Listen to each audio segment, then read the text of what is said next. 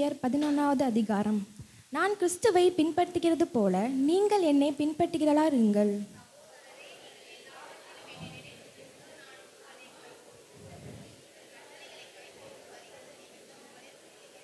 ஒவ்வொரு புருஷனுக்கும் கிறிஸ்து தலையாய் இருக்கிறார் என்றும், ஸ்திரீக்கு புருஷன் தலையாய் இருக்கிறார் என்றும், கிறிஸ்துவுக்கு தேவன் தலையாய் இருக்கிறார் என்றும் நீங்கள் அறிய வேண்டும் என்று விரும்புகிறேன்.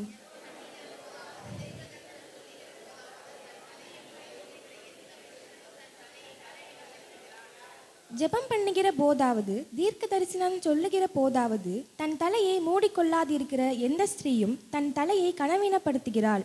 அது அவளுக்கு தலை சிரைக்கப்பட்டது போல் இருக்குமே.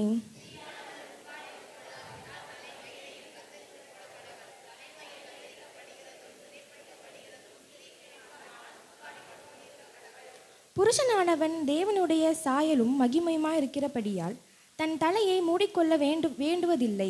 ஸ்திரீயானவள் புருஷனுடைய மகிமையாய் இருக்கிறாள். புருஷன் ஸ்திரீக்காக சிருஷ்டிக்கப்பட்டவன் அல்ல, ஸ்திரீயே புருஷனுக்காக சிருஷ்டிக்கப்பட்டவள்.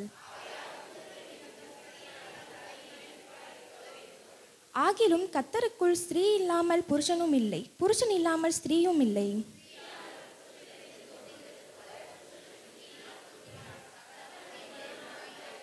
ஸ்திரீயானவள் தேவனை நோக்கி ஜெபம் பண்ணுகையில் தன் தலையை மூடிக்கொள்ளாமல் இருக்கிறது லட்சணமாய் இருக்குமோ என்று உங்களுக்குள்ளே நிதானித்துக் கொள்ளுங்கள். ஸ்திரீ தன் மயிரை நீளமாய் வளர்க்கிறது அவளுக்கு மகிமையாய் இருக்கிறதென்றும் சுபாவமே உங்களுக்கு போதிக்கிறதில்லையா? தலைமயிர் அவளுக்கு முட்காடாக கொடுக்கப்பட்டிருக்கிறதே.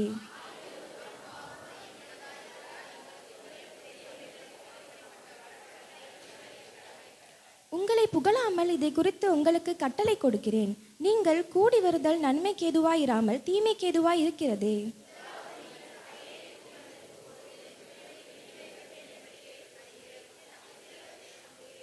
உங்களில் உத்தமர்கள் இன்னார் என்று வெளியாக்கும்படிக்கு மார்க்க பேதங்களும் உங்களுக்குள்ளே உண்டாயிருக்க வேண்டியதே.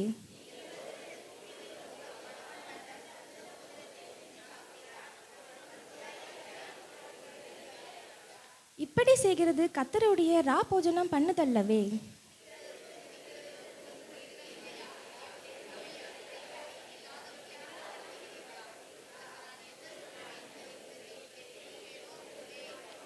நான் உங்களுக்கு ஒப்புவித்ததை கர்த்தரிடத்தில் பெற்றுக்கொண்டேன். என்னவெனில், கர்த்தராகிய இயேசு தாம் காட்டிக் கொடுக்கப்பட்ட அன்று ராத்திரியிலே அப்பத்தை எடுத்து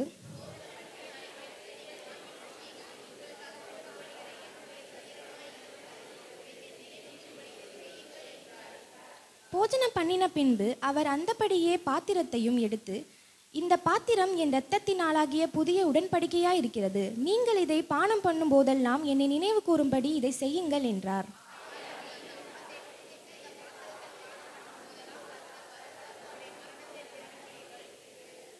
இப்படி இருக்க எவன் அபாத்திரமாய் கர்த்தருடைய அப்பத்தை புசித்து அவருடைய பாத்திரத்தில் பானம் பண்ணுகிறானோ அவன் கர்த்தருடைய சரீரத்தையும் இரத்தத்தையும் குறித்து குற்றமுள்ளவனாயிருப்பான்.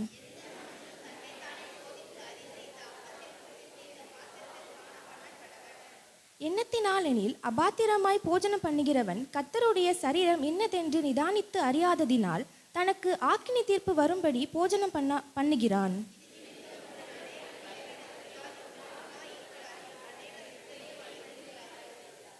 நம்மை நாமே நிதானித்து அறிந்தால் நாம் நியாய தீர்க்கப்படும்.